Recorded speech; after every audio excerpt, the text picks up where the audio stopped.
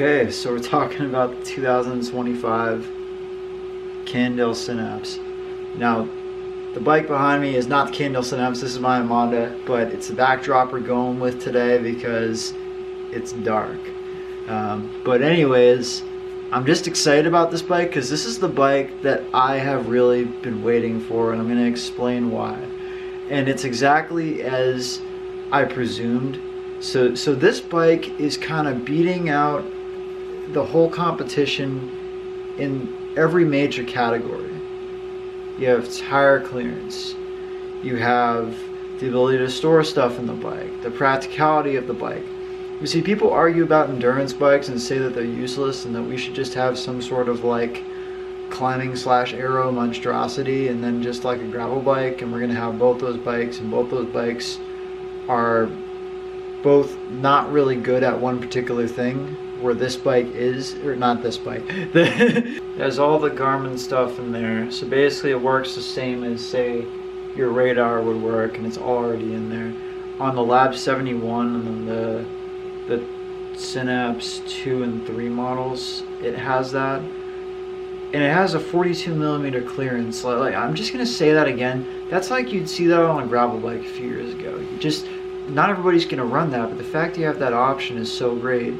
And it has that road geometry, which a lot of people want. A lot of people don't want a gravel bike geometry. It's not necessarily that that's bad, and if you live in Vermont and that's what you do, that's great. But the thing is, when you're not on those like Appalachian style roads, you might not want that mountain bike style geometry. You may want something road going where you can dip into one of those roads every now and then and feel completely confident, which is what this bike does. And it's really go anywhere bike. It's kind of a bike you can use as like a car. You know, if it's like, say you have a touring car in a touring car race. Such a great quote. But it's comfortable. That's the thing, it's actually comfortable to ride. And the chainstays on the Synapse are actually longer than the ones on the Super 6 Evo or the Super X, which are basically close to the same geometry, but the Super X is a little bit shorter. But in a way that's actually a good thing. You're not necessarily looking for quick cornering all the time, because when you're on those state routes, kind of those very rural back roads. I live in the United States, and you get some very rural back roads, especially here in New England, and the bike is just going straight for the most part. You might get some subtle curves, but it knows this bike is going to be covering a lot of ground, so it's really trying to prioritize that. You don't necessarily want a bike that steers quickly all the time if you're out on it all day, because it can be exhausting and it might just feel like you're fighting the bike.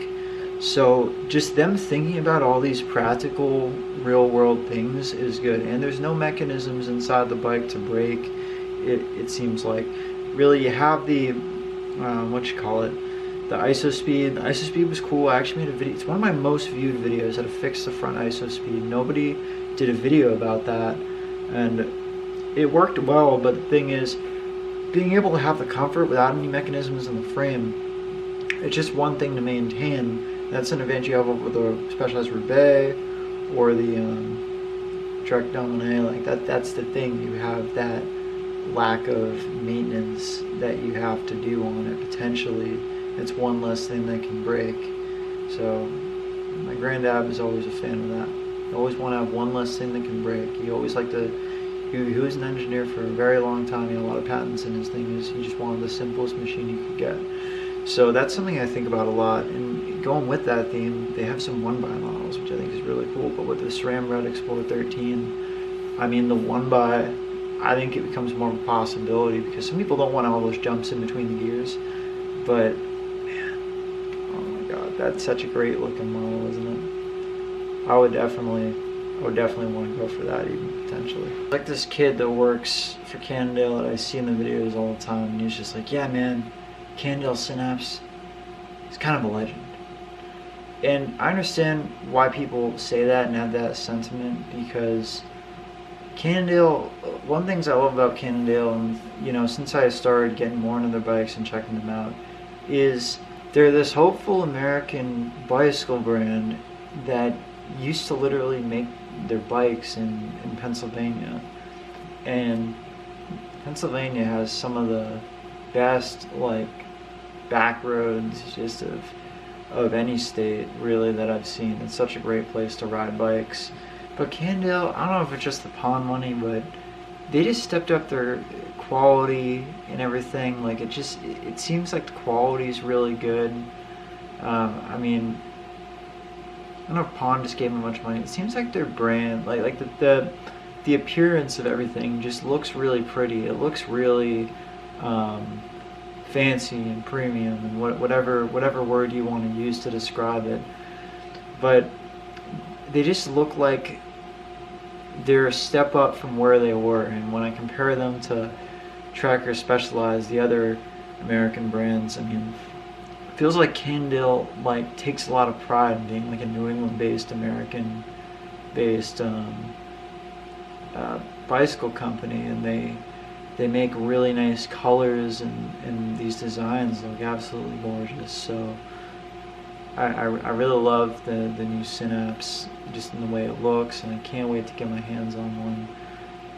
The back of it, you know, being curved in, kind of like the Super X or the Topstone, and that's kind of their design language now. But maybe I'll ride it and I'll hate it. Maybe I won't like it, but I hope I like it because I'm really excited about it.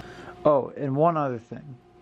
The fact that you can pair the SmartSense battery with the ETAP AXS shifting, that's huge, because at least when I owned an ETAP AXS bike, I'd have to charge my batteries, 2 of them, I'd have to charge my lights, I'd have to charge kind of everything all together. And the fact that they just combine all this together into one battery, make this simple, like that just adds to the overall practicality, and part of the reason that I think endurance bikes make so much sense for so many people. I hope you guys all have a great and wonderful day, and stay vegan.